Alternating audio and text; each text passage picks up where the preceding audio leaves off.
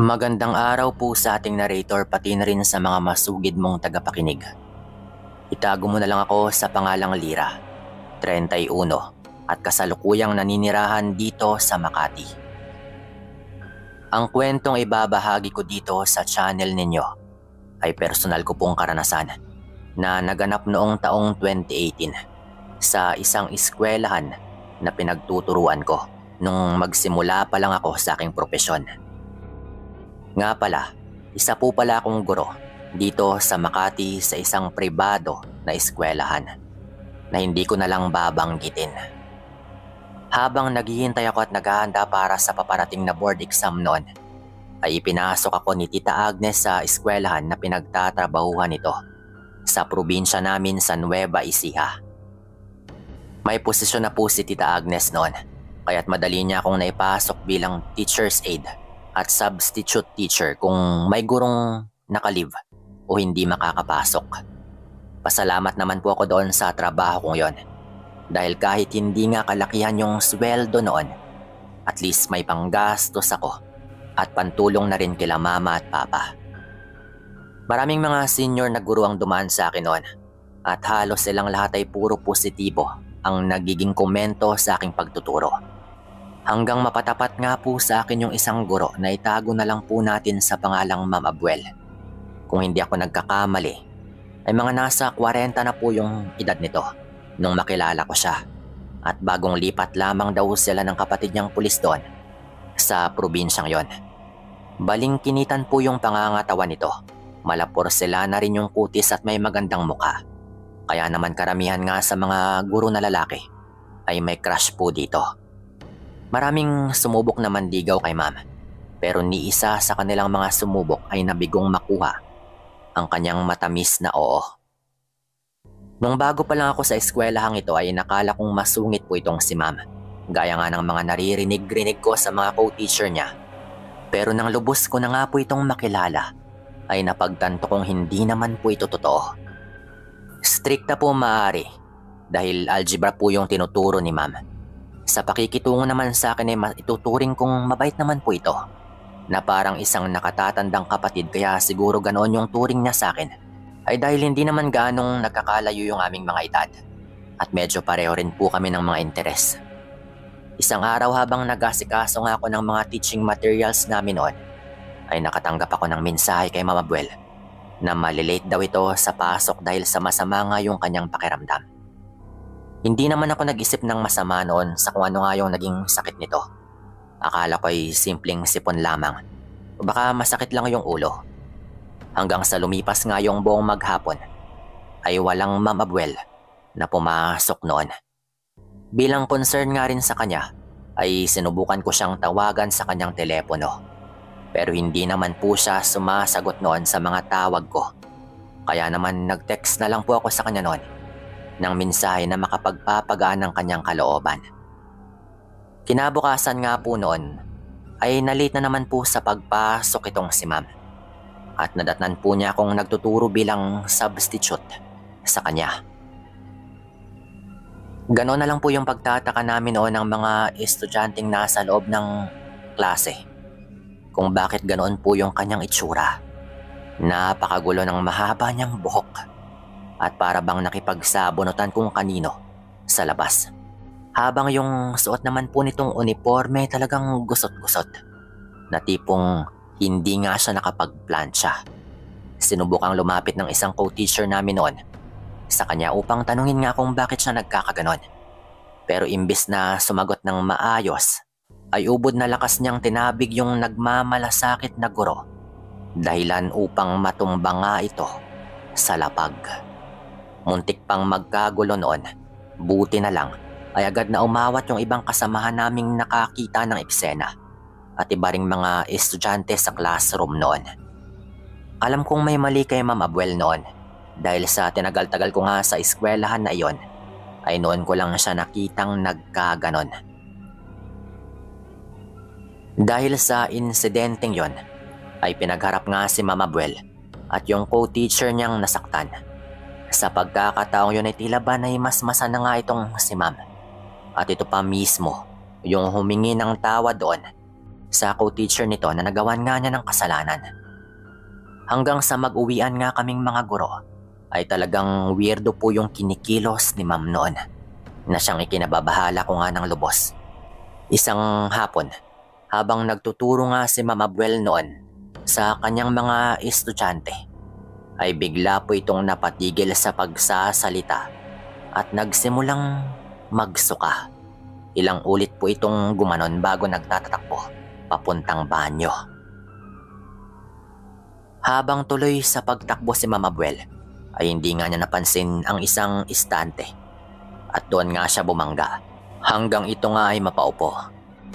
At dahil nga po sa nangyari, ay lumabas mula sa bunganga ng kawawang guro ang malapot na kulay itim na likido. Napakabaho daw ng amoy nito na para bang nabubulok na kung ano. Ang tekstura naman ng likidong galing kay Ma'am Abuel ay para bang maduming krudo o langis na mula sa makina. Kaya naman wala daw sa mga janitor namin yung nagtangkang linisin yon dahil sa labis na pandidiri, kundi pa daw ipinag-utos ni Tita Agnes at nung principal ay hindi pa nga nila gagawa ng aksyon. Para po sa inyong kaalaman, kahit na nilinis na po at naalis na nga ng mga janitor namin yung suka nito, ay kumakapit pa rin po yung nanunuot na amoy na parang nabubulok na karne sa mga pader at mga singit-singit na bahagi ng dinaluyan. Natatandaan ko pa nga na kahit ako ay napapatakip ng ilong nung maamoy ko nga yung napakabahong samyo na talaga namang nakasusulaso kahit kapiraso lang yung maaamoy mo doon. Ang kaganapan pa lang yon ay simula pa lang ng malaking pagbabago ni Ma'am Abuel. Meron pang mga pagkakataon na pumapasok nga itong si Ma'am na may kakaiba at mabahong amoy. Hindi naman ito putok o body odor syempre. Pero yung amoy po ni Ma'am ay literal na masangsang at malansa. Kaya naman iniiwasan siya ng mga estudyante namin noon at mga ilang co-teacher. Bilang mas nakakakilala nga dito, ay sinubukan kong kausapin itong si Ma'am Abuel. Pasado 6:00 na po noon pagtapos ng uwian ng mga estudyante namin, ay dito ko na nga kinausap itong si Ma'am tungkol sa mga weirdong bagay na napapansin namin sa kanya at kung bakit nga siya nagkakaganon. Habang kausap ko nga ito ay hindi ko maiwasang matakot.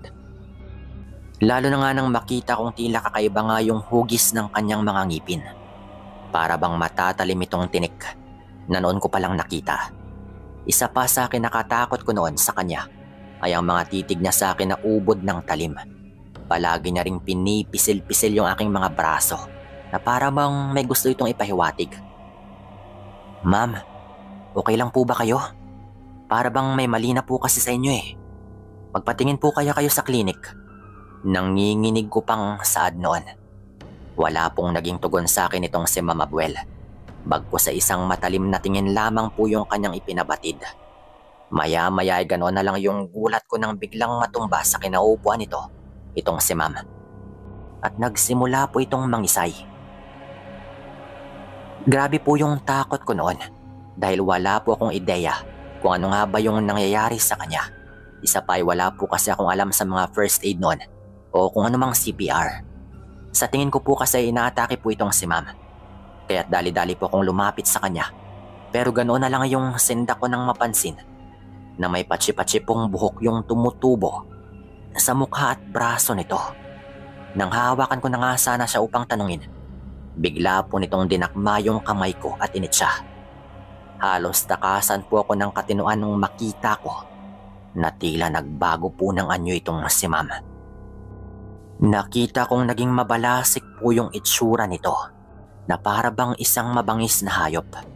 Umaangil rin po ito sa akin noon na para bang atakihin nga ako nito kung kailan niya gusto. Kung hindi na siya makapagpigil, kitang-kita ng dalawang mata ko kung papaano nga maglaway ng ubod ng lapot yung bunganga nito habang sinusunggab-sunggab po niya sa akin yon. Tulong! Tulong! Sigaw ko na nga po noon dahil alam kong parang isa pong aswang itong si Ma'am. Bata pa lang po ako. Panati ko na po ako ng mga kwentong kababalaghan. Kaya naman kahit na hindi ko sigurado kung tunay nga bang aswang itong si Ma'am Abuel, ay sumigaw na nga po ko noon ng aswang.